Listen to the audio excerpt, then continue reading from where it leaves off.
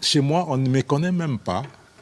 On ne me connaît qu'en tant que porte-parole de l'armée, mais il y a beaucoup de gens qui ne connaissent pas. Je suis de la Chouapa, je suis d'Ikela. Ça, ce n'est pas ça qui doit caractériser un officier citoyen militaire. Mon espace linguistique, ma tribu, mon ethnie, mon parti politique, c'est la République démocratique du Congo, point barre. Et ça, c'est pour tous les militaires. Alors, il faudrait qu'on cesse d'amener la division dans l'armée, comme le général Kifoua l'a dit.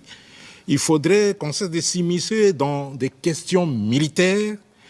On ne peut empêcher l'armée et la justice de faire leur travail.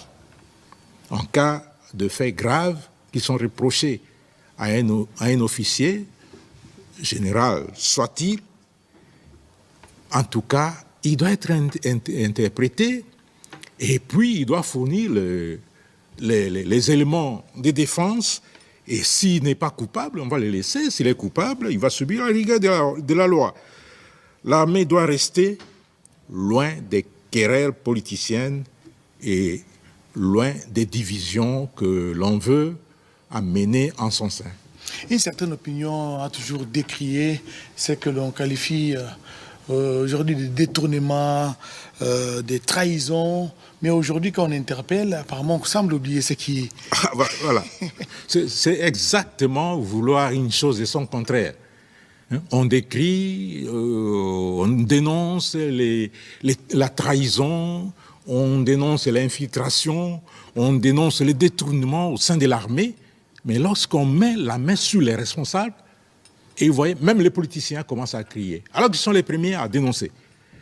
Et puis, on essaie d'injecter ce venin de la division au sein de l'armée. Donc, l'armée, c'est une structure, c'est une organisation bien carrée. Quand il y a des problèmes et qu'on constate qu'il y a des problèmes, on va arrêter et on va déférer devant la justice les responsables des actes posés. Ça, c'est pas négociable au sein de l'armée puisque la discipline en dépend.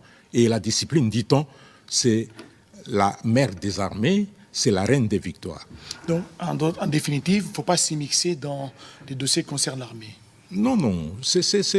Nous, on ne s'immisce pas dans les dossiers politiques. Il ne faudrait pas que les politiques viennent s'immiscer dans le dossier de l'armée. L'unique politique qui s'immisce dans les dossiers de l'armée, c'est le commandant suprême. Et à part lui, c'est le ministre de la Défense nationale, hein, le vice-premier ministre, ministre de la Défense nationale. Et eux, ils représentent tous les gouvernements, tous les politiques pour parler de l'armée. Mais il n'est pas donné à n'importe qui de venir s'immiscer dans des questions militaires, puisque c'est très dangereux et très sensible, puisque l'armée, c'est le socle de la nation, et il ne faut pas venir perturber son organisation. Avec Noko Polo, Aoutuko, Beta Biloko, Ezekiel Moudi Congo, nous voici, mais Bogozong a les sous-kozana Noko Polo. Tobenga on une troisième partie à l'émission Oyo Lelo, Bolembabi, Sote Bozalara, on a Benga Batobali, Libanda ba se connecter, Bakota, Oaza, Kourezate, Zoachombo, Nayo Beta Bakino Balobi, se connecter Landa Biso. Les lobby loko, Zo Beta man désordre, Noko Polo sa mataki, Alobi Paul Kagame, Alobi Nanga Bino Batubali, la partie Est de la République. Oh, Boza, préservatif utilisé par Kagame. Aujourd'hui, ceux qui bino beaucoup fi héritage nini boko légué na bana na bino boko tike la bana na bino nini ya malamu population ko garder na mutu na bango oyo bino bo sala ki pour na république pour bana na bino bazala inquiété te awa boko sala est-ce que vous avez pensé sur lobby oh ba jeune bazo kangaka ba généraux ya espace Katangé non bo uti ko landa awa très ouverte ba lobby ouvertement que soki mutu nyonso bakokanga bako interpeller o bayoki mwa nungu ba vérifier soki ba bengi yo batuni yo mituna ba moni ko za non na problème te o se défendre malamu oza concerné te oza coupable te bakotika yo botika ko saba bilo mo edisa pardon ba invité bazali na yo commencer no pour la ça mataki déjà nga moyena matalisi fezate très bien tozali na mona mboka era Isaka wazali moko ya baye ba analysaka autour il y a actualité politique, il y a République démocratique du Congo, il y a Azalara centriste, mais Keba abetera plus pouvoir biloko. Il y a vena pour la pouvoir biloko, mais Milo Baraza centriste. Bogoyo Kaye, Bogobeta Lisolo, Antoine Botoko, Oyazali l'homme de Sankourou, oyo abetaka toujours biloko azalaka wana ye apart moko ntombolo ba nyonso batikali bazwaka pe aza na union sacrée toza pe na mwana mboka Benoît o pe azali na kati ya union sacrée asoutenaka président de la République démocratique du Congo tokolobela ni makambo noro pour la uta ko introduire déjà awa tokolobela likambo etali surtout accord to négociation ya gouvernement congolais na AFC M23 na Doha o ba ko senga babandaki nanu ko senga ba bimisa ba prisonnier o bakanga ya bango ba bimisa bango ba longola ba poursuite nyonso eza contre bango ndenge ba longola ki mwana mboka ancien président de la République ba immunité faut bazongi c'est là ba immunité na ye wana babandaki na déclaration bongo awe komi sikoyo ba cédere bango espace bango ba occuper pendant 8 ans et comme loko a moi sous pays doit comme na République démocratique du Congo oriental na République démocratique du Congo occidental doit comme na Soudan du Nord et Soudan du Sud mais c'est quoi République démocratique du Congo oriental na République démocratique du Congo occidental pendant 8 ans ba ko inculquer bato o eza notion na bango pendant 8 ans et après 8 ans est-ce que ba ko ndima kozongi sa Congo zonga moko makambo tokolo ba ya mibale ba problème eze belé na Congo noko polo la kisi bino bota la route mokali bota la nzela nga bandundu munga ta bandundu ville nzela za ba mobondo ba chalwa nzela katana bande koko salaka o ba naufrage ko salemaka na bibale bato ba kozwaka ba problème bota la Sankuru bota la oyo pona Sankuru province ya Lumumba exact mais aujourd'hui ministre ya sport ya République démocratique du Congo c'est contente ya kozwa 10 millions de dollars après sa Barcelone pour ba komaka na Varese à Barça visite RDC ba ko visiter ni na RDC ba assez contenté ba pesa 5 millions na AS Monaco ba komaka visite RDC 7 millions na AC Milan maintenant que gagnerons-nous na ba dépense no so ba ko sala fona makambo to koloba ngana matite ngana yebisi bino ka auto kolobela Antoine Botoko to bande pa na yo mbote pe boyi bolam mbote nazraki anoko pour la bête biloko na debi partout c'est pela pour le comité na ba institution na matrice ya malembe po yo poza ndi ko la noko polo akometi na matrice ya ba institution sukaka la matrice. Donc, na pesi tata mokonzi wa ekolo, onga na benga ka Félix Tshisekedi Fachimu kishi grand prêtre. Président Joseph Kabila, président Corneille Nanga, président Moïse Katumbi, président honorable Ntingi Pulu Servo Pichu, pe président ya ba Kongomani nyonso na pesi ye mbote bisika zali. Mais ndeko Ezekiel tikana loba mo eloko moko muke oyo biso toko continuer na bitumba. C'est parce que injustice ezali malamu. Je pense que na émission na tosalaki tolakisaki lokasa oyo akash akomelaki présidence de la République concernant problématique ya Ntingi Pululu. Bokondana mutu bosala nyoso bolingai bosala mais ba preuve ezali te. Yango na mitunaki Ntingi Pululu soki ezalaki azalaki un homme d'état te. Alingaka suka wapi. Nazui même exemple à Godempo. Godempo babuki kaka lupango. Alobi soki nazalaki pasteur te nalingaki nazala na Goma.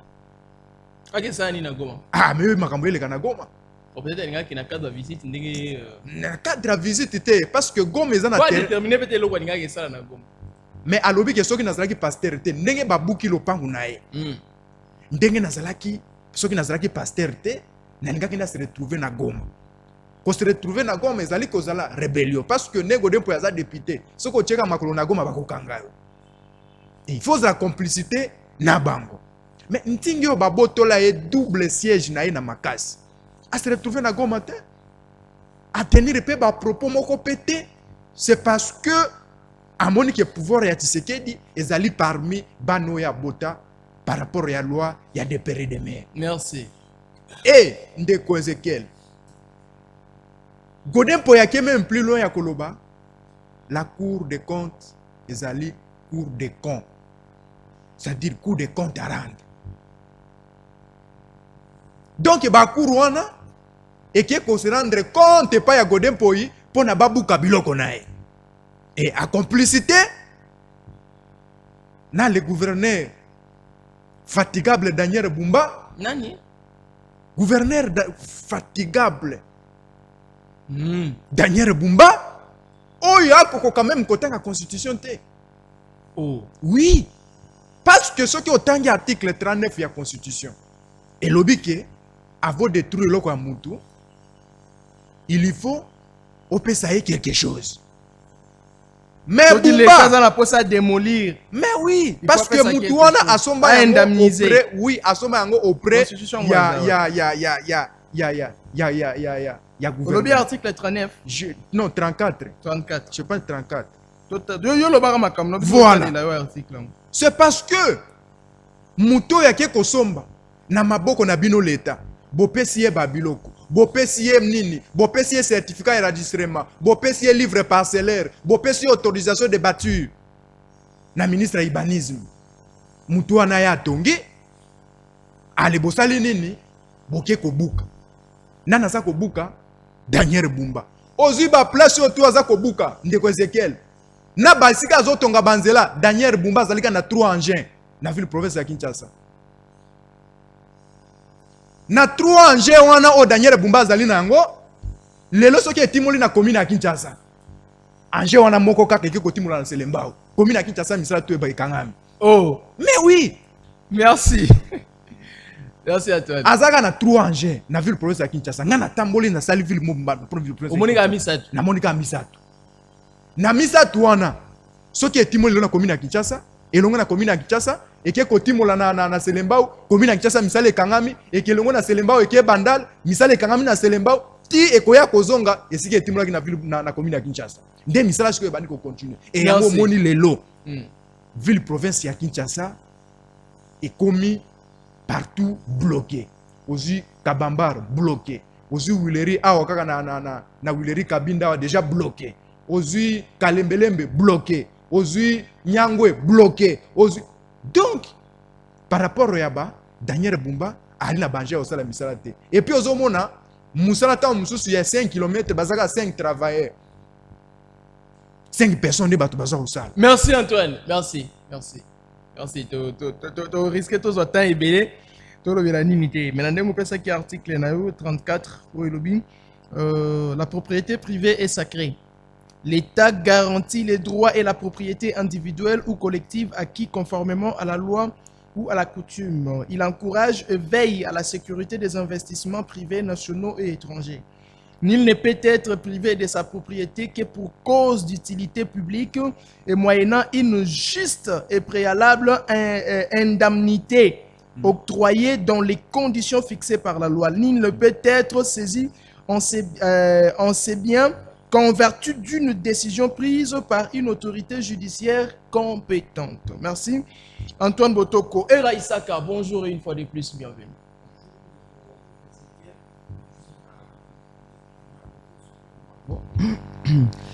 Na toni nzambe mingi et puis na zobonde la mikolo makasi ke nzambe aibana ko pinir ba flatter ya république bandeko oyo bazo flatter ba kondi bazo ba ke makambo zo marcher bien te mais bazo flatter alors nazo senga na nzambe donc ba jeune ya makasi ke nzambe a gérer vie ya ba flatter wana ndenge Congo zo za la gérer.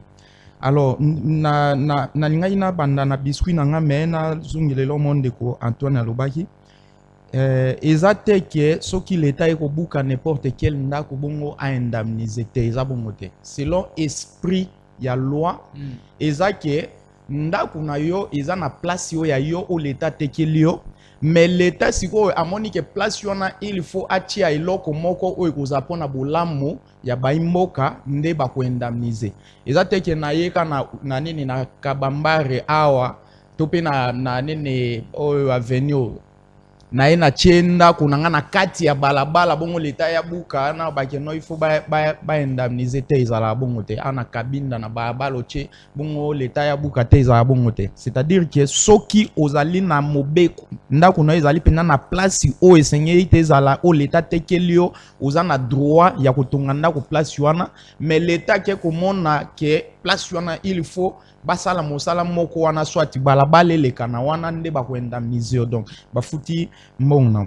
Alors ndeko nanga Ezekiel ezana ba congolais misusu bapumbukaka na butu moi bazo bimaloko la basambel.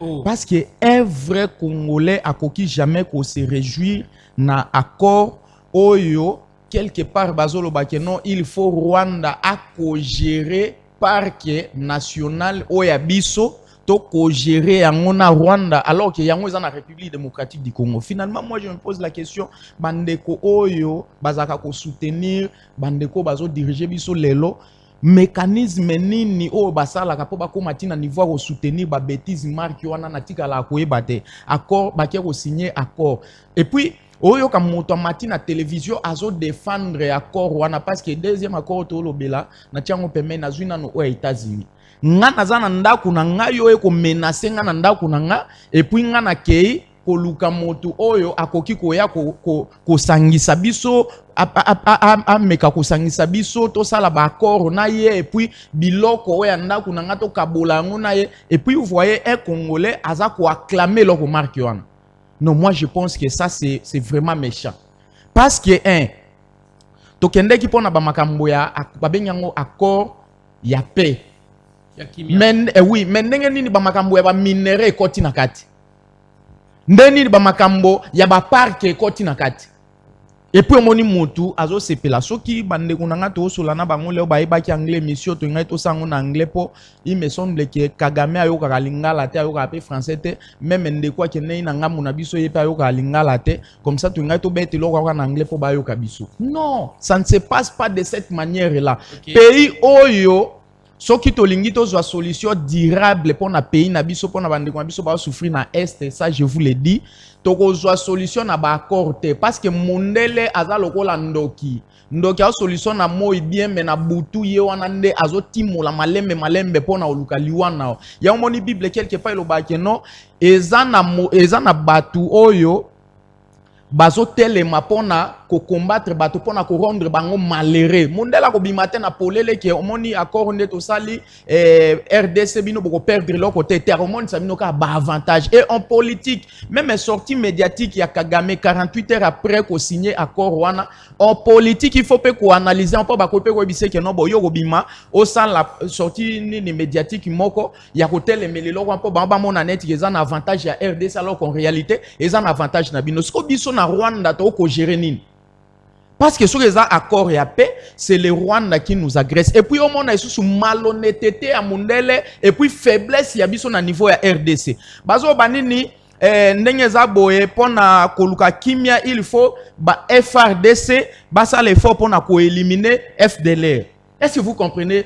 Pene lokwana. So ki ke RDC ke ne koluka ke, basangisa biso to zanabomoko, ezaki pona ni. Parce que, quelque part, on s'est senti incapable. Batouana bazo beta biso. Mais si koyo to moni ke no boto ke na kimia parce que même Bible lo bango so bundana moto moni ke moto wana za makasi olongete il faut ko ize na sagesse ko luka ko trouver solution à l'amiable. Mais si koyo batu oyo bazo bundisa biso des années.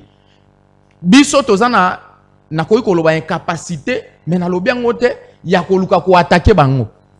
Bogosenga na biso ke parce que accord ya paix ezali signé tokende to ebandeni ni basuda na biso bakoyi ko bunda pona ko neutraliser bango. Non, est-ce que il y a vraiment des gens qui lisent nini accord wana na bomoto nyos. Finalement moi j'ai compris que au Congo pona ko analyser bien ba situation ezoleka na pays na biso il faut zaka indépendant parce que ça na parti politique moko okosaka effort le kwa ba flatteur ba leke belé okosaka effort o luka ndenge nini ya ko luka ko défendre même dans le mal pour ba continuer ba mona que non celui-là nous défend la télé, celui-là parle de nous et puis ba pesi au poste tout ce qui se passe là-bas c'est les détournements. Merci. Alors na ngai na sousa na nini na dossier ya nini tenasospe bande konanga pays oyo soki tokebi te moko mosuto sutuka et tourner ba insecte o ba na kati ya mabele bango ba leki likolo biso batoto zaka likolo to kitina se. Parce que elokozoka tenasospe test national d'orientation biloko moko scolaire et professionnel. Bande konabiso ya EPST bazali na degré ya malhonnêteté na niveau moko za na IDT. C'est-à-dire que ndengo mona kana examen d'état.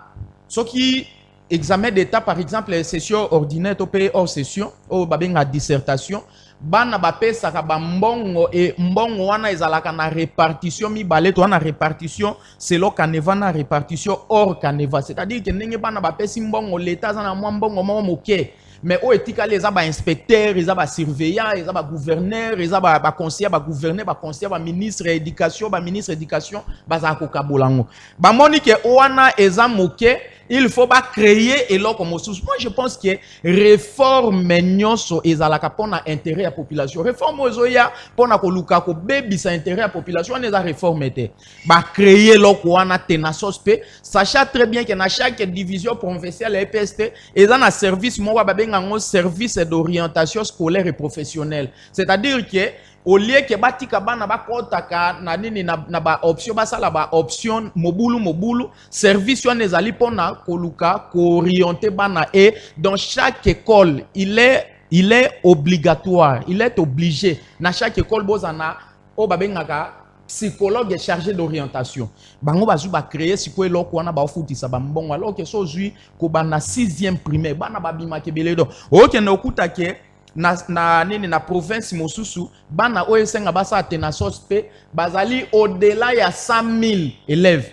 Ce qu'on se passe par exemple 28 000 francs congolais par élève, c'est des millions. Alors que na kati ba millions na oyezo ke na kesi ya l'état ba kochangwa mosusu seulement 5 000 francs par élève. C'est-à-dire que so 28 000 moins 5 000 francs oyezo ya na kesi ya l'état, to tika na 23 000 multiplié par 100 000 et quelques bato bazo kabola. Yango mona ozo tambola ba immeuble ezo tonga maison tonga mbongo ya moibi. Et moi je me pose la question, yo ministre ya éducation ozawana ozo soit déjà mbongo oza na ba avantage na yo. Makambo susu telemela yango. Merci. Makambo susu telemela. Papa Benoît, bonjour et bienvenue. Micro non, est-ce qu'ils ont fungoma? Apparemment, on le micro. Ah, c'est bon. Ok, merci. Bonjour, Ndeko Nangai, pour l'invitation. Bonjour, pour débattre tous en bango. Nazo PSAP Mbote na gouverneur militaire général Jenny Bouanga Chaman. Oyo na tongwa wa na moni na image nazo tambola quand même na nzela pour na la situation ya province de Ituri.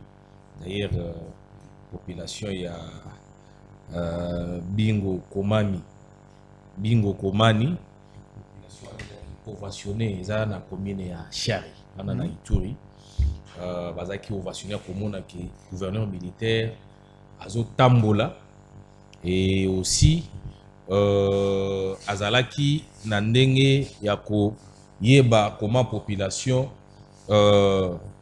ezo vivre na tongo ya lelo samedi. En tout cas c'est une très bonne chose. Alors en dehors de ça, avant d'aborder sujet sujet isolé eza dossier moko ezoleka na Lualaba comme ici. J'avais voulu essayer un peu de parler en français parce que ils m'ont fait des reproches, ils m'ont dit toi tu fais beaucoup plus des émissions en lingala, mais ici on ne comprend pas les lingala. C'est mieux de parler en français pour que les autorités locales puissent comprendre. Il y a un problème. Le problème c'est quoi? Non, s'il vous plaît, laissons-les parler. D'ailleurs, lingala français qui Congo. Le problème c'est quoi? Il y a des provinces là où on parle bien lingala, mais il y a aussi certaines provinces où ils ne s'intéressent pas des lingala. Ce n'est pas seulement là-bas. Okay. Même au Kasaï chez moi, nous on disait que les lingala c'est pour les voleurs, c'est pour les soldats. On les faisait. Comme moi j'ai appris les lingala quand je suis venu à la Mongala, on disait que les Chilouba c'est pour les escrocs, oui, les aventuriers. Il y a des provinces comme ça. Comme chez moi à Sambou, il disait que les Kikongo c'est pour les... En tout cas, éviter ça. Allez-y. Pourquoi ils se sont plaints? C'est parce qu'ils veulent que le message puisse bien passer. Allez-y. Il y a un problème. J'ai longuement parlé de ces dossiers-là dans beaucoup de médias. Aujourd'hui, si je le répète, c'est parce que la société Kamoa, c'est une société minière à Kolwezi. La société Kamoa s'est lancée dans les mensonges. Moi, quand je suis passé, moi j'étais dans la délégation lorsqu'il y avait la 12e session des gouverneurs à Kolwezi.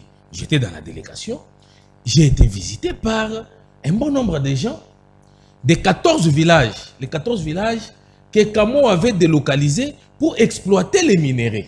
Mais qu'est-ce qui s'est passé?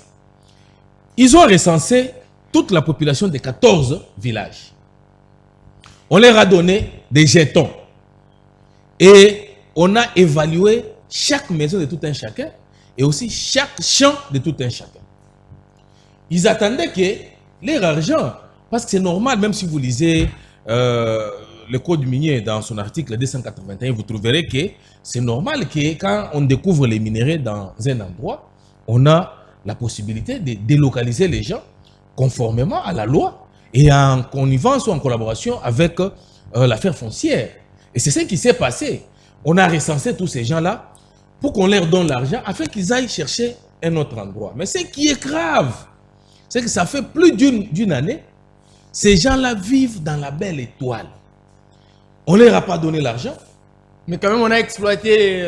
Bon, on a démoli quelques maisons, on a fané leurs champs. Maintenant, ils attendaient que leur argent. Maintenant, après une année et demie, les habitants ont compris que la société n'avait pas une bonne volonté de leur donner l'argent. C'est ainsi qu'ils ont fait appel à nous. Parce qu'ils ont toqué toutes les portes de toutes les autorités locales. Personne n'a dit un mot. J'ai dit bien personne. De la province. Oui, les autorités provinciales. C'est-à-dire la gouverneure a été aussi... Bon, la gouverneure qui fait d'ailleurs un bon travail, moi j'étais à Colosie, j'ai vu que la c'est ville... bon, on parle de la société, pardon. Mais les habitants m'ont dit qu'ils ont toqué toutes les portes, aucune réaction. Sans succès. C'est pourquoi ils étaient très contents quand ils ont vu. Ils ont dit en tout cas, c'est une occasion pour nous. Veuillez quand même dénoncer ce qui se passe ici. Moi j'ai commencé à dénoncer. Mais avant que je dénonce, j'ai appelé la chargée de communication de la société pour qu'on me donne les éléments contraires. Oui. Jusqu'au jour d'aujourd'hui, ils ne m'ont jamais donné les éléments contraires. Donc, et quand j'ai commencé à dénoncer, ils ont appelé 4 villages. 4 villages parmi les 14 pour leur dire que nous allons vous payer parce que nous devons mettre nos panneaux, nos lampadaires, ainsi de suite.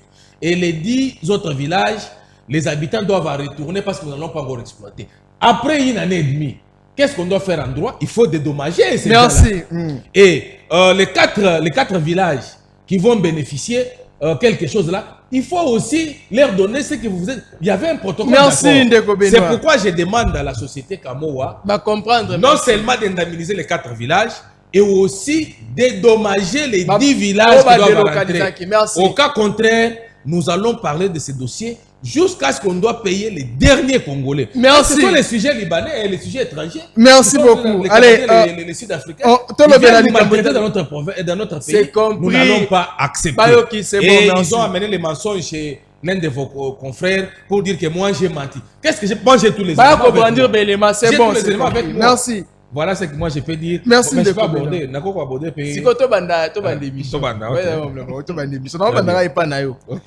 Négociation, gouvernement congolais na AFC M23 ba imposer ba bandana ko senga que gouvernement libéré batuna bango bakanga alongola ba sanction nyonso za contre bango. C'est-à-dire nde baloba yeno biloko abananga baboto la fois zongisela bango baloba zongisa ba immunité ya Joseph Kabila bato nyonso yo basalaki nini falaki bazongisa basuki wana te balobi lisusu pona kokende na négociation ngo malonga il faut gouvernement congolais indiment que République démocratique du Congo comme ami balé et République démocratique du Congo oriental na République démocratique du Congo occidental. Alors oriental, occidental, bango ba gérer parti où eza sous occupation na bango pendant 8 ans. Après 8 ans de bakolukande ni kozongi selango Congo. Vous étant membre de l'Union sacrée, vous étant membre ya bae bako kamba mboka, bino bat bo soutenaka président de la République, vous soutenez la institution en place. Est-ce que vous serez en mesure ya ko accepter ba conditions données pour na ba M23 na AFC au nom de la paix? Tout le monde déjà va lobby na États-Unis ba minéral mo bo kima kuna mama Thérèse mo batunye kimia kozanga mu colonie alobi ayebi na EPT bo ndima bo céder o lisusu 8 ans po kimia ngoya après 8 ans pour récupérer yango élection pe kozala te beta bilo. Merci beaucoup. Mais na koyebi sa invité na yo a tombé dans piège ya ba rebelle. Invité na yo a tangi a accord Wanate. Ils ont 23 pages. Je ne pense pas qu'il y a 2 pages. Parce qu'il est incapable. Il y a coupé ça, il y a des grands points dans l'accord Wana, il y a des sous-points. Il est incapable de vous parler que tel point a dit ceci, tel point a dit ceci. Mais aujourd'hui, il vient sur ce plateau pour dire que l'accord Wana est bien été pour Namboka Nabiso. Mais c'est de la méchanceté. C'est de la méchanceté. C'est pourquoi il y a certains Congolais, mais ils sont en connivence avec les rebelles. C'est par rapport aux propos. Parce que Bisso, il y a plus de 30 ans, nous avons fait la bande de Konabiso 10 jours au jour dans l'Est de la République. Plus de 18 millions de morts. On en a marre, on en a assez. Et le lot Oyo, tu as signé contrat de paix. Oyo, tout Congolais, même non, certains au nom de la paix, on peut tout accepter. J'ai dit non, j'en arrive. Je l'ai suivi, je vais aller petit à petit. Au lieu de même opposants Moussoussou, ils apprécient les efforts fournis pour l'accord Wana. Mais vous trouverez un Congolais, un jeune comme moi, qui se met sur ce plateau pour dire que l'accord Wana est malamoté. Mais incapable de repérer ça, une disposition, même un grand point dans le accord Wana. Je ne pense pas que tu aussi ça repérer parce que point tel, parce que moi j'en ai ici. J'ai eu la chance de lire cet accord-là de 23 pages. Il sera incapable de repérer que non, tel point est le bibo et le bibo.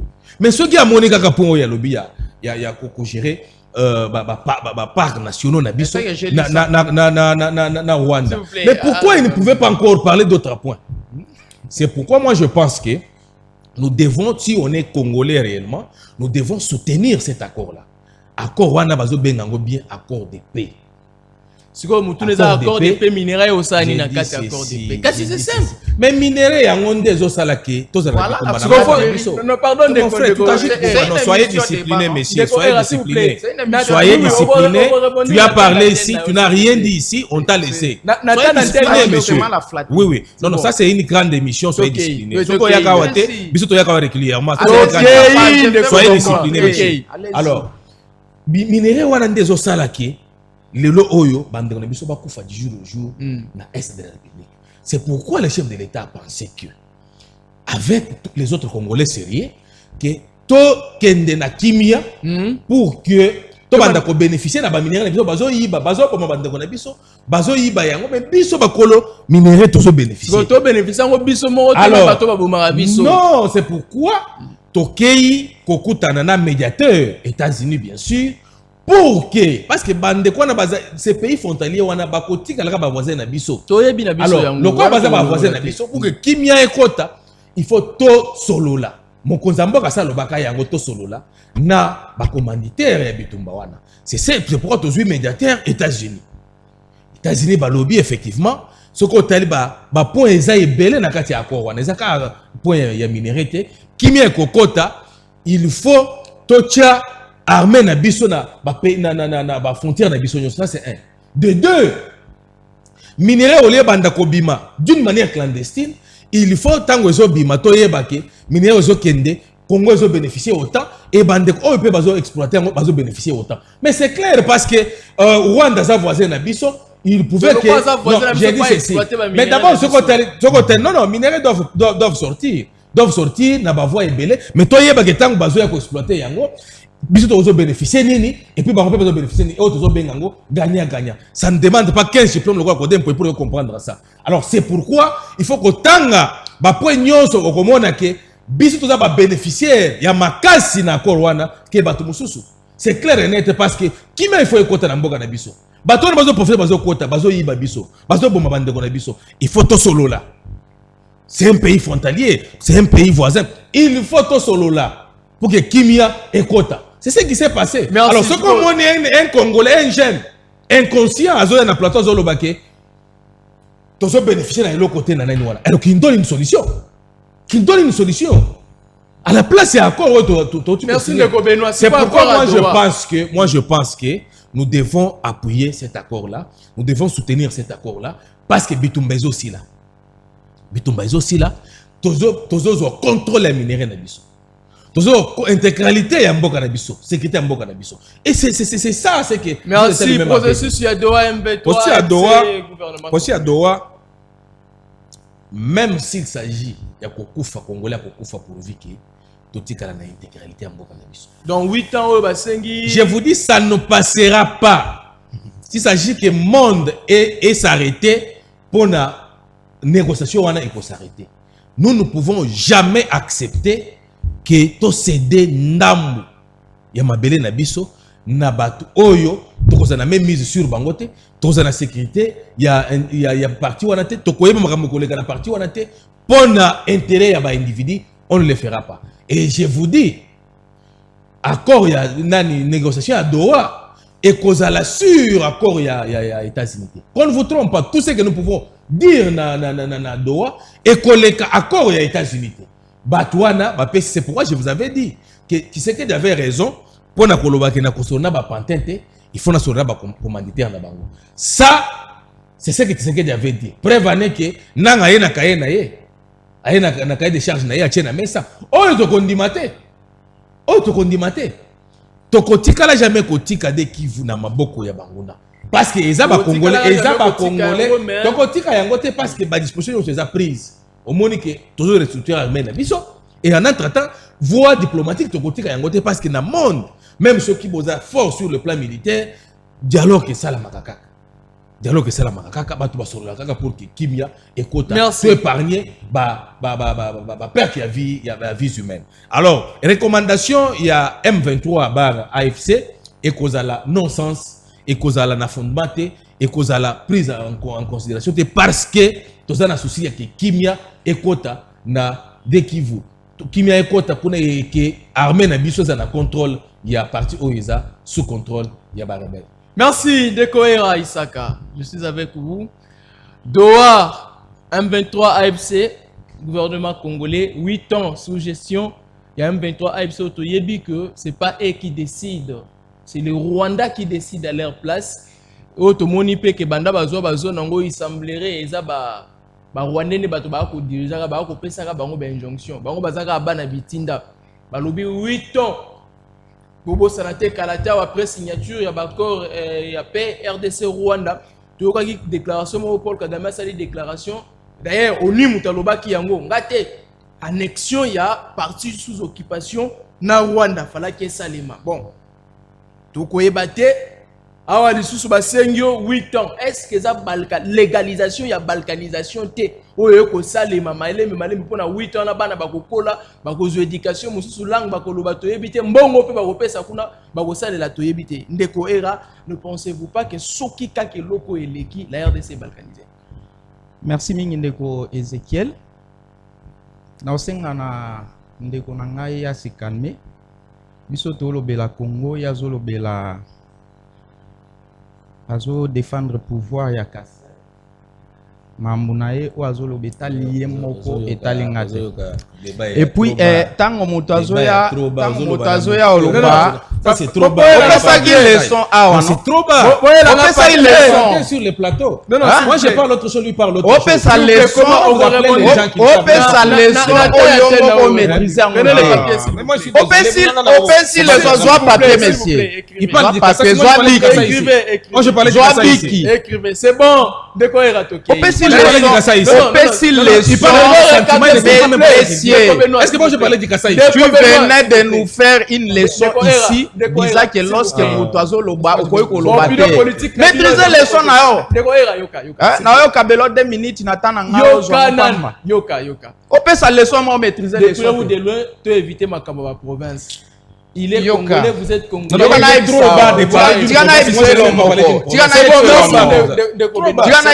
je ne peux pas parler des individus. Moi je n'ai jamais parlé de Benoît, s'il vous plaît. S'il vous plaît. Ceux qui ont continué, je comprends que les lots là. Benoît, ça l'a gentil. Laisse-lui parler, vous aurez votre temps. Je te dis, alors bien au contenu de politique ezali ya ba émotif te. OK. Fanda nye commence ozangi biki yango na ko ideo.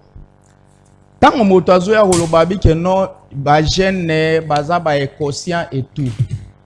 Moto aza éduqué ko koloba ba makambo na plateau te. Les consciences selon moi ezali tango ozo défendre que Rwanda aya ko kabola minéraux na biso alors que biso to kabolo a été. C'est ça les consciences. Okoye bate, awe za niveau à l'école, université, yo za na niveau à se, okoye bate.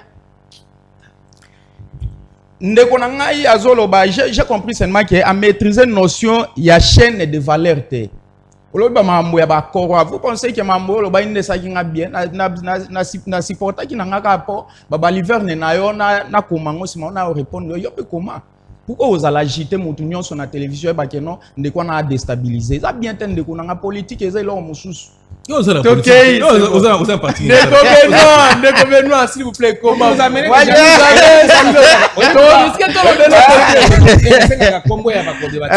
c'est par rapport parce qu'il est trop bas, je ne sais pas.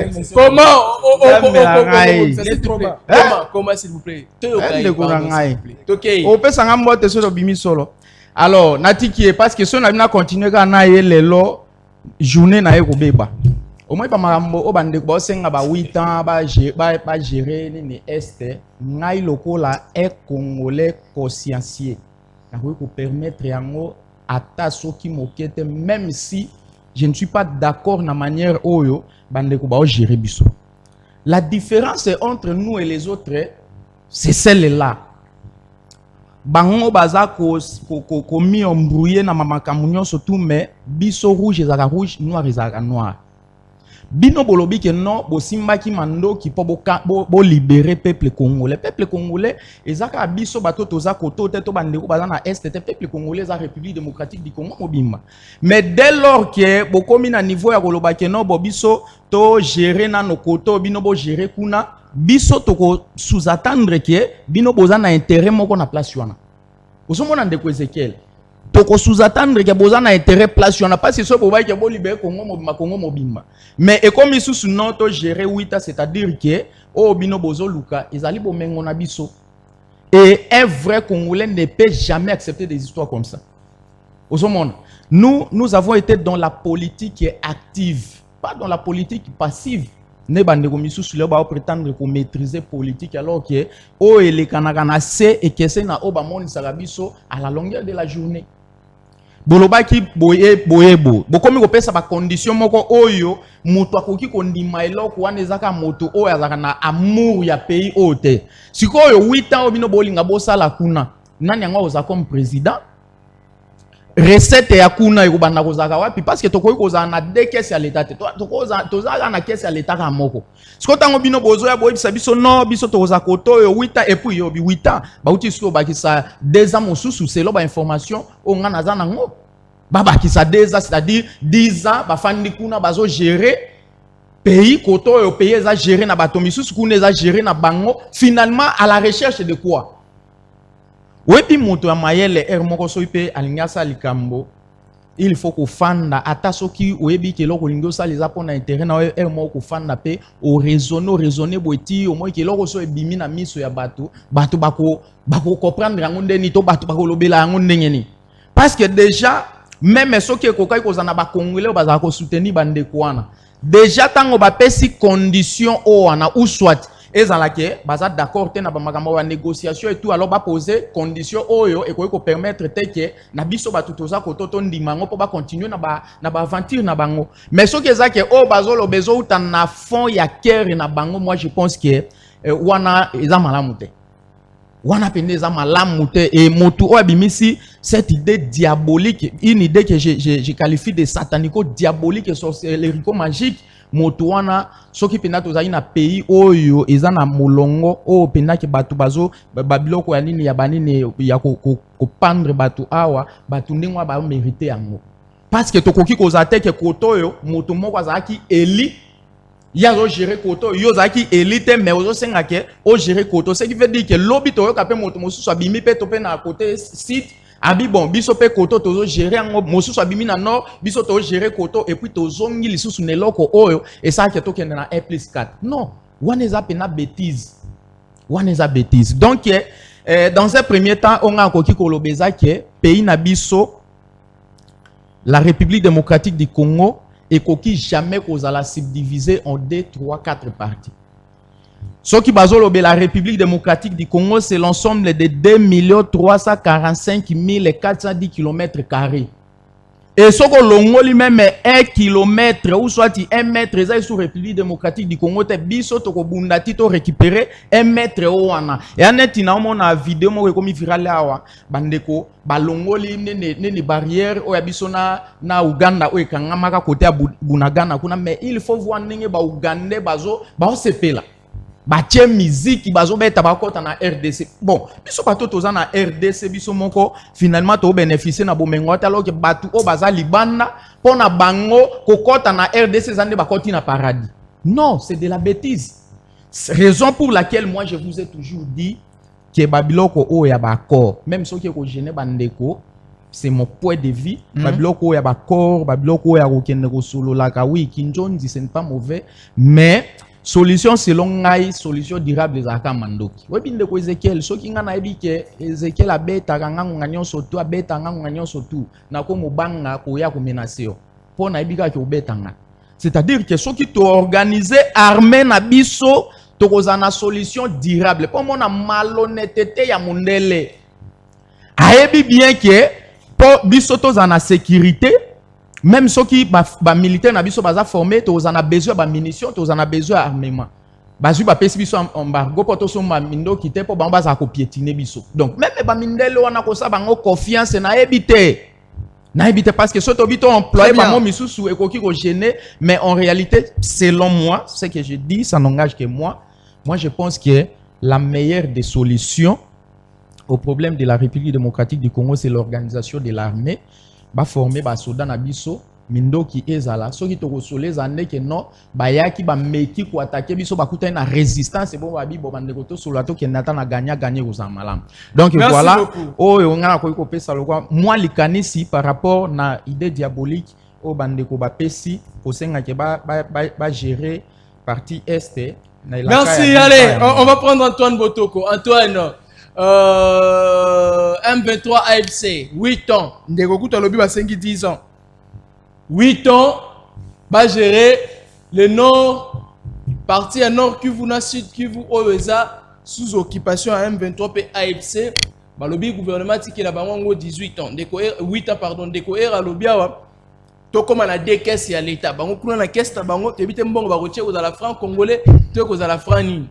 Biso be koto caisse na biso ba recette akuna etali koto te ya koto etali kuna te et pendant 8 ans éducation système scolaire to système éducatif oyo ko sali makuna ko la système ni na 8 ans wana et après 8 ans bato ba commencer na vie bango ba ko imposer est-ce que ba kondima lisusu ko zonga ko la République démocratique du Congo oyo ba yeba kalo Lumumba bundela ka nyonso na intégrité territoriale na yango Botoko réaction na yo na demande ya AFCP M23.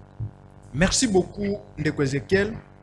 Je pense que l'accord Oyo, les accords Oyo, dans la zone de la Tongo me dit pourquoi la tata mon conseiller qui a salé le Congo ya malam. Accord Nin.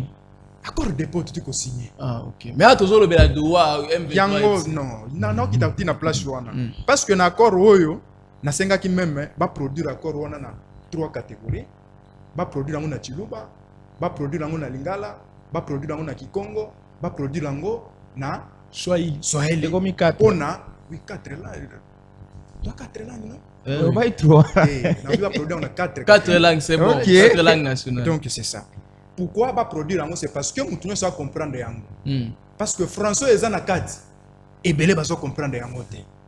Mais ba maman matembele mais ba mani noti ko to za débat mona mutu mo ya pepere da lobi accord yango pa tangi azo comprendre yango te. Oh.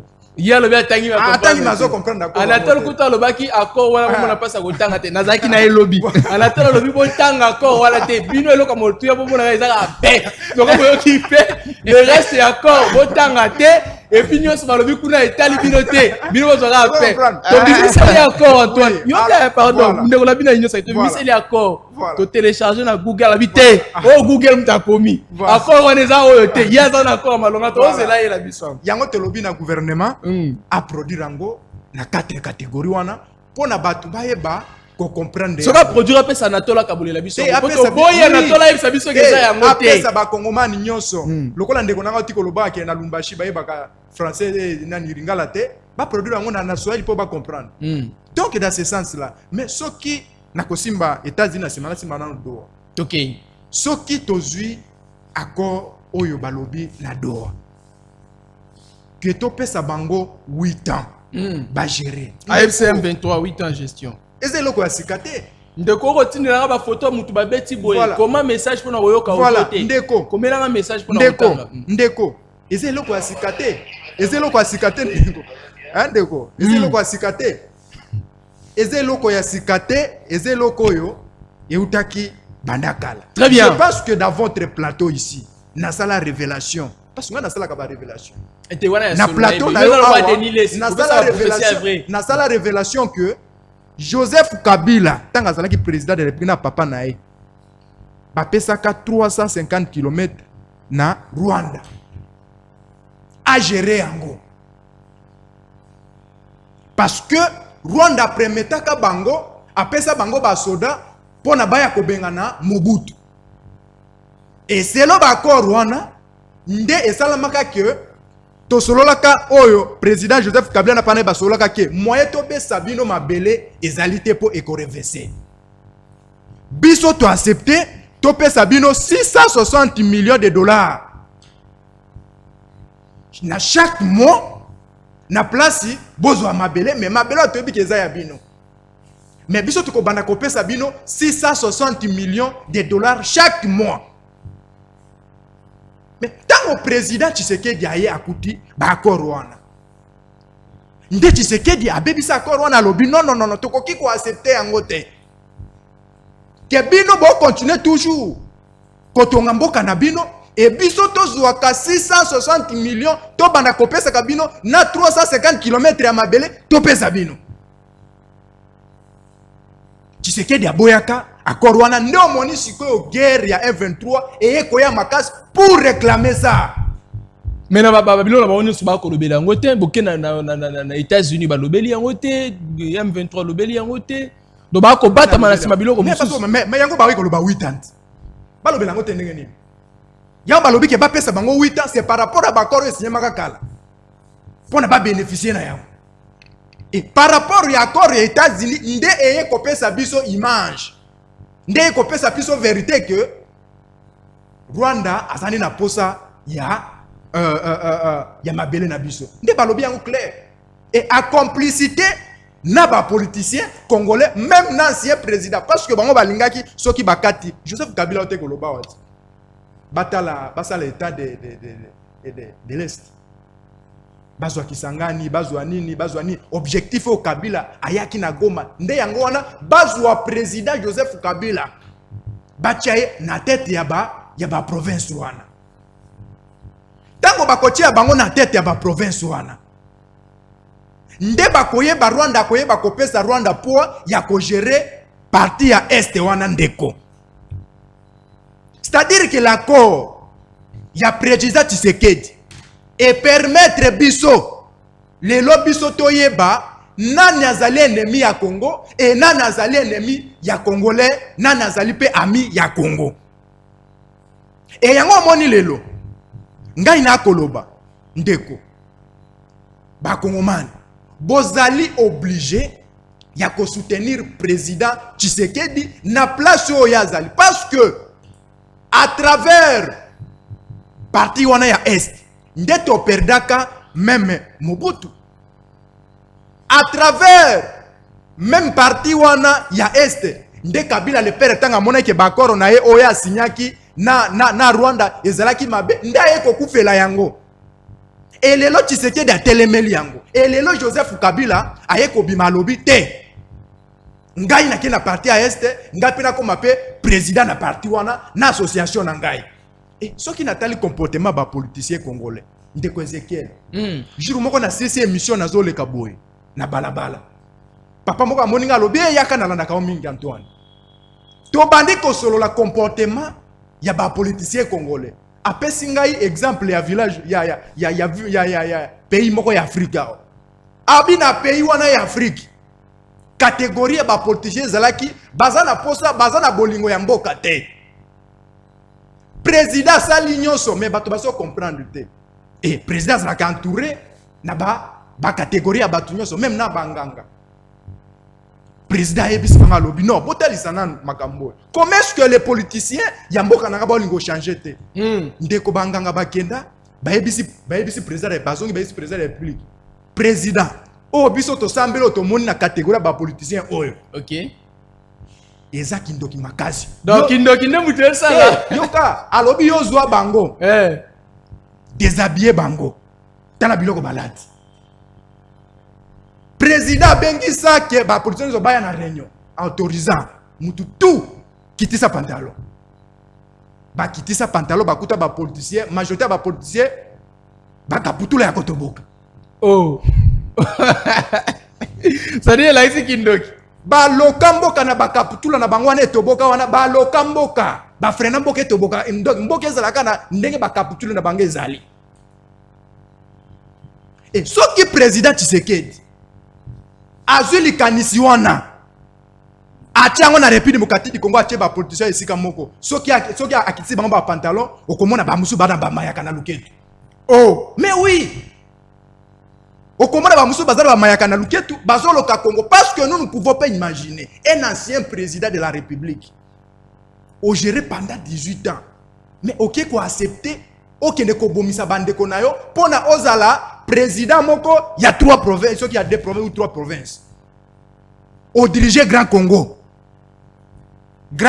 ils allaient au continent au diriger yango mais au accepter OK de côté kuna OK de kosala nini OK de koloka mboka na yo et avancer te ozu président ya seni organiser ma ponami au publier biso président de la République yo muto organiser ma ponami mais au accepter OK de place moko boye OK na este bakabula province yo comme premier ministre parce que nanga pulolenge na ezali Kabila comme président ya kuna ya comme premier ministre ya kuna donc wana projet na bango wana projet na bango wana prophète Antoine Ndemta Demwa na biso wana projet na bango et lelo projet wana ezali échoué très bien parce que ndenge ba yebisi biso vérité que voilà ba koroyo voilà boye je pense que congolais nyoso ayebi ke sikoyo ke eloko bango ba banai ko lukela ezalaki ba pesa bango 8 ans na kati ya 8 ans wana ndenge Joseph Kabila na papa na yeba signaka accord à 350 km ya kopesa bango au lieu ya accord to pesa bango 660 millions de dollars ko bango batonga mboka na bango yango de ba vérité na bango ça nini et chité pona merci Antoine chité ndeko nanga oui chité wa je pense que accord oyo ezali accord ya kitoko toko loué yango oyebi pourquoi c'est parce que il suffit otala Rwanda agitation Rwanda azali na yango ndeko komona que biso tozali na avantage na pesi yo révélation mususu ya suka oyebi na 1994 tango ba Rwandais babomi président na bango Abiyarimana muto azalaki spécialiste en criminologie comme on a Bernard azalaki avocat abado vana na Belgique yende muto apesaki spécialité ya koboma président Abiyarimana même tango bakeni kosamba procès ya bato babomaki ancien président ye muto abimaki lokola avocat pona kopesa raison na régime ya Paul Kagame et puis aganyaka procès wana au moment où nous parlons Paul Kagame a recruté avocat na Bernard avant na Belgique azasiko na Rwanda pour ça nini comment bakoki ko étudier lolenge nini bakoki ko étudier pona ko corrompre bafo wazalendo balobake bazali FDLR oh oui donc bakomi ko luka ko corrompre bafo wazalendo ça dit pas créer ba wazalendo na bango balobake bazaba FDLR parce que bali na piège tango bayelaki biso balobi FDLR bazali na République démocratique du Congo pona biso to lobake to boy bango balobake pourquoi bango bazoboya et tango président Tshisekedi accepté et zueli bango piège na niveau États-Unis pourquoi c'est parce que ceux qui États-Unis azose la bango balaki sa FDLR o bazali na République démocratique du Congo très bien sikoyo na katuana non moni sikoyo a fait rappel na maître avocat na Bernard po baya ko créer bafo wazalendo batiela bango mosolo ebele po tango bako créer bango bakena bango na Rwanda batuana bako kende kosala trouble na Rwanda pardon moi nini bako kende kosala bafo wazalendo bakende kosala trouble na Rwanda tango bako kosala trouble na Rwanda akolobaki RDC akotisi bafo basoda na kati na groupe ya FDLR nde baye kosala trouble pa na biso nde bako ya kozonga lisusu et pona ko chiter ndeko Au Bolba, il prend au deux fois ou troisième fois. Oui, pour la cochiter, ma caméra belé, pour la problème est talimbo. Pour la cochiter ndeko, na chiter na place one. Ba Congolais ba se plan accord one. Au moment où nous parlons, États-Unis ont compté sur un 23 T. Kabila Monica ka délégation au yaki on pour attaquer Bukavu, ba attaquer Akimit. Oh, Kabila Kimi. Oui, Kabila. Merci Antoine. Merci. Pourquoi Kabila Kim? C'est parce que les États-Unis ont compté lobby c'est le passé. Les États-Unis ont compté le gouvernement nabiso, en tout cas comme le gouvernement nabiso à lobby pour la société na bangwana et à la République du Congo, ba luka ba tenir compte ya courant. Merci. Et tingi pour la salaire bango déjà lokasa. Merci Antoine. Pardon. Tingi pour la salaire bango lokasa.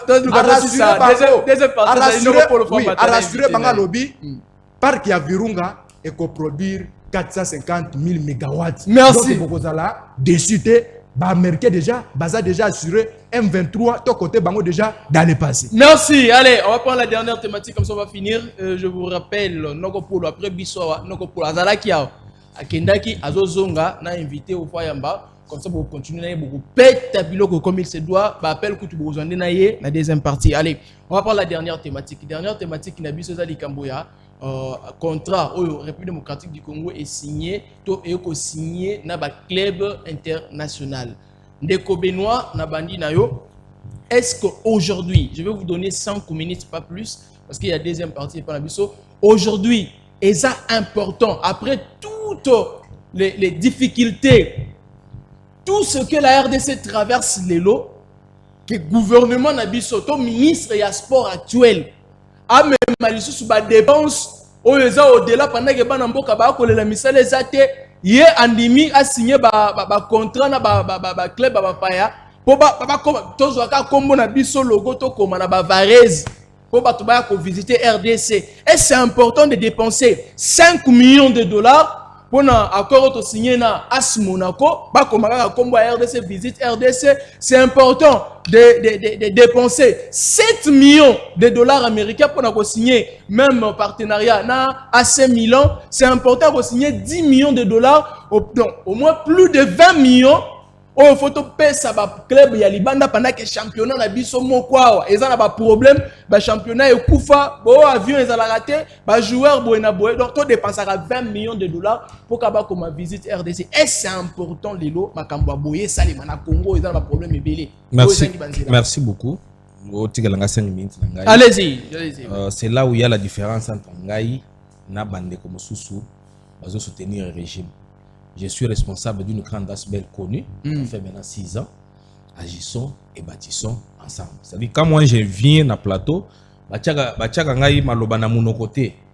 moi je dis ce que je pense et ce que je trouve que c'est bon pour le développement de notre pays. C'est ça l'avantage que moi j'ai. Très bien, ok. Alors, ce n'est pas aujourd'hui. C'est pourquoi mon même lobby, tant que les gars qui n'ont pas de médias, dans le lobby qui na gouvernement d'union nationale, j'aurais suivi que bientôt là. Gouvernement wana mokonzamboka a tenu beaucoup plus compte ya bato o ba apporter quelque chose parce que na 2 ans et demi. Ce qui tozui kaka ba vie ozo mono na ba onyo so bazolo ba français belé oyo. On aura que les yeux pour pleurer. Parce que moi je ne peux pas comprendre que ba compétition na biso ka ningo tukoloba. Ce qui ba sai lelo lobi e katani. Nous avons des clubs ils ont même du mal à se déplacer. Aucun de bicycles compétition ils allaient parce que bazan a moyen. Nous avons des clubs bazan même pas na kabiro ya Mukeboy, même pas Varese bazan na ngote, même pas ballon ya Malonga bazan na ngote. La plupart ya ba club to zana ngo, lelo oyo même ba Vita, même ba Mazembe, ba combien na ba difficulté. Ça fait d'abord des mois et des mois, des fois aussi des années vite pour qu'il a recruter à son baba joueur Libanda, c'est tout un problème parce qu'il n'a pas les moyens. Même Mazembe depuis que président Nayepe a commis Mutuanga Mbokuna, même Bango n'a pas de difficulté. Maintenant avec au regard de tout ce que nous disons ici, est-ce que tu peux se permettre Kolongola mbongo na caisse à l'État plus de 20 millions pour na kopesa ba club à Libanda au club d'abord bien structuré. Ils ont un makasi kolega même Rwanda. Ils ont un makasi kolega même Uganda wana. Bidé ya club et l'équipe bidé ya Rwanda. Mutu ya ndenge wana ou club ya ndenge wana. Bokende ko accélérer sur Sumbongo. Pour na ko visiter Congo. Ko visiter Congo na ministère du tourisme basi basali nini. Pour que ba yebise que non, tala to bongisi tel part to améliorer ba bisika na biso stratégique tant tokende na Sankuru tokolakisa bato nani mboka ya Lumumba tokotalisa bango ndenge Lumumba longwaki awa yaki na kini ndenge abondaki mpona mboka ekosalama wapi awo kutu na Kinshasa awo par rapport ya bambouteillage soki bato wana baye mpona kovisite bavisiteur baye kolongwa nano aéroport ti centre ville obeta 5 heures okomi mpe boye chaos technique sikoyo moto ndenge wana oko yebisa ye aya na kini pour que aye kovisite nini. Moi je pense que moto apesaki makanisi wana na ministre ya sport ou bien soki ezalaki makanisi ya ministre ya sport parce que normalement décision ndenge wana bakendaki nango na conseil des ministres. Okay. Ce qui veut dire que na conseil des ministres bandimaki que proposition wana eleka. Mais il fallait qu'on étudie, qu'on s'allait autobénger une étude de faisabilité. C'est pourquoi moi je pense que mon Konzamboka, il faut abalayer le ministre de Soana. Très bien. Acha bato oyo, ya boigny, bato bako permettre biso réussir mandat na biso et non bato bazoya bazana associé à Kobimisa kaka mbongo na kesa l'état parce que ba yebi que batro nani comment on appelle ça?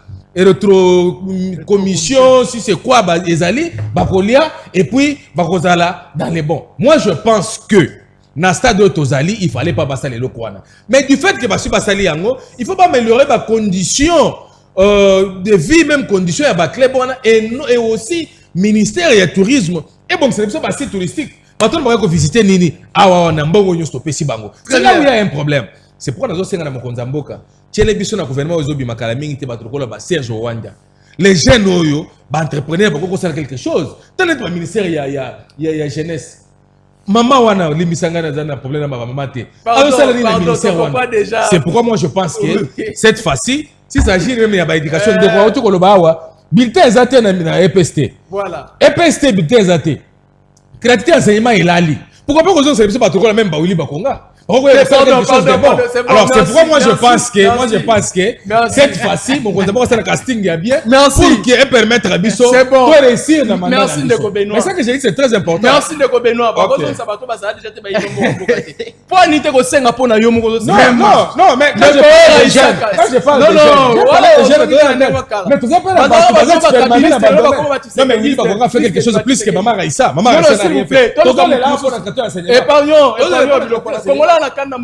vous voyez, Ndeko Era, même temps d'antenne, Tokomi Nasuka, je vous signale qu'il y a Prébisso, le DG Paul Tosso, Noko Polo, l'homme de Beta Bilo, Azozonga, Kaneng Tosarak, Azozonga Isusu, Ayamba Honorable Francis Ilunga, Ouazali, Bongo député élu, d'un côté à Sankuru, province où on a des difficultés, Belé, province où on a des problèmes, oh, pour moi, on a pas de pardon papa, non moi là quand t'as pas attention comment t'as besoin na ya remettre bilo quoi. Bongo le gouvernement congolais a tiré pour financer en fait partenariat voilà pour notre partenariat il y a Congo ça dit visite RDC bah tu vas à côté la RDC tu vas à côté la bafoulu na Kinshasa tonini 10 millions 7 millions na 5 millions de dollars au ça la makambo belé. Comment jugez-vous cette décision prise par le ministre des Sports? Bon d'abord il faut qu'on précise qu'ils a 10 millions. Contre Zali à 43 millions. Mais par saison, ça a 10 millions, 10 millions net saison haut déjà. Selon l'information, nous avons 10 millions de GC qui le contre Zabongo pour Barcelone. 43 millions. Oui, pour Barcelone. Mais par saison 10 millions. C'est-à-dire que nous avons 2029 na Barcelone. OK. Alors pour AC Monaco, contrat est à 4,8 millions pour Monaco. Alors peut-être pour nous section moi mouké si quoi yo bozu Barcelone alors que ba Madrilèn peut bazali moi mesma non na koyebisa non na ndeko na Antoine ke losambo na ke bazongisa ni accord wana na 4 langues nationales eroyo kanate parce que Patrick Mouya ya yemoko aboya même ke balobela on na lingala omoni na briefing tango ndeko moko atemi pour poser question na lingala bi non en français et aussi mbatende on a biso toza ba prophète politique ba voya ba aigle en politique so to biso lika molelo ata soko ondimi ngote lobby au mona ngo kokisama tant to bise bande ko ke non maji dita o salelo te ba bandima biso te yo bi ba monsieur belé to sa tango na no plateau ezaki sima bande bandima ite melelo yo ba opesa biso raison malgré ba lo ba on a polele te c'est-à-dire que pays oyo eza ya biso eloko ya malamu tokumisa ngo. J'ai aimé ndeko na nga Benoît na dernier point au moins asepelisi motema na ngai parce que moi j'aime déjà comme ça. Oyo ezali malamu olobi malamu eza ya mabe olobi oyo eza mabe eza te que même dans les mal ozobetaka maboko o genre bato nga na obenga ba flatter nde bangwana. Alors ndeko na ngo ebi que ba député profession ya 2018-2023 ti lelo indemnité de sortie bazuite. Ti lelo bazan arriéré à 19 mois. Mbongo ezali na banque. Bandeko na biso ya fonction publique ti lelo mois de juin bazuite. Soki na onatra baza soki na arriéré à ça et quelques mois. Bandeko na biso ya nini ya onatra. Soki ba magistrat, je crois ba utayi ko sa kutu sitinya wa pona ko senga prise en charge na bango na l'état. Bazo futa mate. Et puis, moi, je me pose la question vraiment. Est-ce que Eloko Oyo et les cas qui n'a conseil des ministres, si réellement les cas qui n'a conseil des ministres, Excellence Liaou, Excellence Guy Luando, bino quand même batu Oyo bozo sans la quelque chose, namboka batu bazo beta maboko bozala ki wapi pona kotike Eloko Oyo et les cas président de la République. Bozaki wa pipo eloko botika ngo eleka moto azui ba ide na ye na ngo boti alekisi yango na conseil des ministres pe est passé. Ndeko na ngai soko leki na okai ndeko soki Antoine Son ndeko Benoît aloba likambo ya nini ya route o kuna ya nini na changu kuna pona koloba ke Zaki DG nzela ya Zaki DG ya nini mokali DG Paul Mutalo. mais soko ye kaka awa na mopono otamwa mopono mobimate so ye na presque savubu côté Mariano Ekota o le kana mobimate so koti par exemple na si sandeko nanga pardon soko kei na quartier o babenga ngo musoso le quartier oublié de la ville de Kinshasa nzele zalaka te courez zalaka te mai zalaka te mais mbongo oyo ekokai quand même ko aider ba bongisela biso mboka. Mbongo ekokai ko aider ba futa batu. Le salaire a un caractère alimentaire, je l'ai toujours dit. Moto sali botina suka sanda pesa mbongo yo kende obengi ya biso Barcelone, obengi ya biso AC Milan, obengi ya biso Monaco pour to kolia bango. Mais non. Merci. Merci. Merci. Visite nabi bakoya ba visiter Maya Kalamu. Merci. Bakoya ba visiter Porto ya Mondele. Merci Saint-Antoine. Non, en fait, quand on les gens. Si j'ai coutu on a kana kiango ya ngoyo ya boso ele sotande kona ngai. Semaine prochaine, tozon ça semaine prochaine. Pona koloba na ministre ke tozana besoin ya ba initiative mais oyo ezali pona bolamu ya mboka. Na ba initiative oyo salango sur base ya ba commission te. Merci. Wana pena to boyi yango. Allez, on va prendre Antoine, mais pona ko clarifier. Exactement que no Barça ko ya ko visiter RDC. Monaco ko ya ko visiter RDC to AC Milan te bango te. Ba visiter. Ba tunde ba ça la publicité ba visiter nini. Voilà, Antoine Motoko. On va finir avec toi, même question RDC. Merci beaucoup. Ba ko visiter nini. Merci beaucoup Ndeko. Toi aussi ça na yo non pour la zokota. Merci beaucoup Ndeko. Je pense que ko signer ba contrat na ba Baksa na banani pona ko la promotion RDC ezali mabete. Mais le problème ezali que ce n'est pas le moment. Parce que le pays est en guerre. Ici ministre on a bazo benga iso ki cheval blanc, so ki cheval blanc. Cheval blanc. Cheval blanc. Ah. So ki okei na stade de martyr dango moko solo. Solo anyei. Na stade de martyr. Na vandi Johanna mela secret, na kokite na bimi. So ki okei na stade de martyr azo gérer. Ba place surtout et komi bakuzu. Bon. So ki okei na stade de martyr, par exemple comme ba boutique na ba maleo. Ba local nyos. Mais local ya lobby que ya ali soutenu par maman. Yeba koki kolongola yete c'est parce que yeba soutenu par maman. Mais local ya zali mundele. Tout le monde a pêché na biso à Chris Mukeni. Asa pe mundele ba ko zo pe ba placer mundele na mundele. Oh, bazo a mundele bi match na place. Mais ceux qui ba zu Chris Mukeni. Pas ape mobile ya pembe. Ba remplacer na place on parce que il y a des certaines batu mususu ba jeune mususu ba ko travailler mieux que bango tango ke iko zuwa mbongo ya ndenge wana OK koche yango na Baksa tango tiango na Baksa lorsque imana lorsque coupe du Congo monta yeba na kate coupe du Congo za na prima ngondo o ba olinga ba pesi bino o ba olinga ba pesa bino championnat pefkini kutu bosana lina foot et katani sans pétition et continuer. Et boké ko zo batu ya lolenge ya nazo ebisa. Dans le niveau frustration, dans le niveau frustration na biso. Ozo ko ta ba jouer na biso. Ba bidji abiki pi wana ezalaka te. mais boké kozwa batwana ba kende ko visiter nini n'était pas nanga kuna na Sankuru boti ko lakisa na ko tindela yo bureau ya administration Lutumba est-ce que na kati ya bureau ya administration bureau ya administration soko ta voilà tala bureau ya administration ya Sankuru siko yo tala bureau ya administration n'habite soki bazo ya ba visiter époque coloniale tonini merci soki ba ndengwana je pense que bande kona biso wana batika kosala batu soki ndenge wana nakomi ko comprendre que chef de l'état atala ba position biso bana mayaka na luketu oui bana mayaka na luketu on mboka ya esa nini et avance so balinga mboka ya avancer balinga ba pesa mbongo na ba Monaco wana te et puis Monaco ekufa ekufa assez mille ekufa mais qui pas ekufa merci Antoine et na souhaité joyeux anniversaire na Mado Olamba na souhaité joyeux anniversaire mbotama elamu.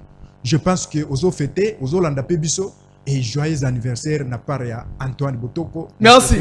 Joyeux anniversaire. Allez, merci, ça n'est fini. Pour Nabiso, deuxième partie. Si nous avons la troisième partie dans Noko Polo, ou honorable Francis Ilunga, bako beta biloko alobi bureau administration dimi administrateur territoire ya précisément na territoire ya Sankuru na territoire ya Lomela plutôt territoire ya Lomela wana ndesika Moïse Kanga azalaki ya décider bambo ndesika secrétaire c'est bon yoka siko honorable Francis Ilunga akwa ko ebisa biso ce qui se passe na Sankuru ministre na ya sport azwa mbongo nga pesa Barcelone batonga nzela ya lisala bumba merci ba demande za ebele batina kutunzela ya bandundu ndela mongata bandundu ça a compliqué vraiment je vous laisse voilà zela au moins biloko ba Alex Sabino eza biloko fombo ngwane sala on zela mongata bandundu ville tala nzela ezali mais merci Nabino allez une transition on va vous laisser entre les mains ya Noko Polo honorable Francis Ilunga ko senga na yo babo solo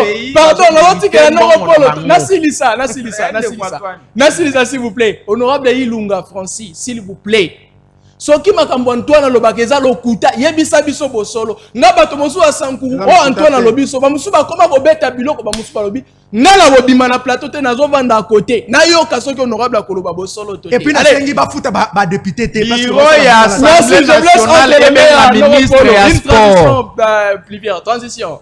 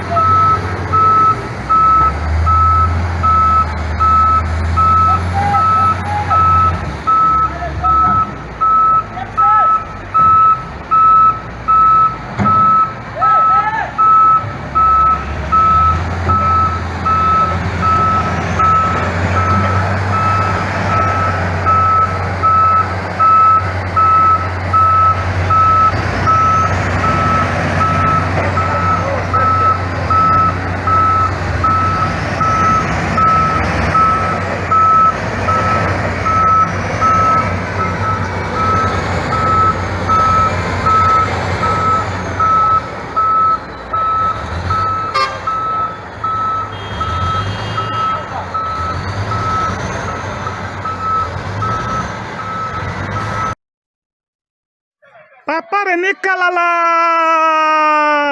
Papa Abdon, na Papa Mimi botala mwana bobotaki, mwana oyo penza mwana ya solo, oyo si sabidimbo ya solo, tala. Toyepi awa tomoni moimboka ya monene oyo grand notable ya mboka oyo, toyebi te soki azali pe na maloba, oyo ya koloba pona mokonzi ya ekolo, pona. Merci beaucoup Naba, ndeko bazalaki awa.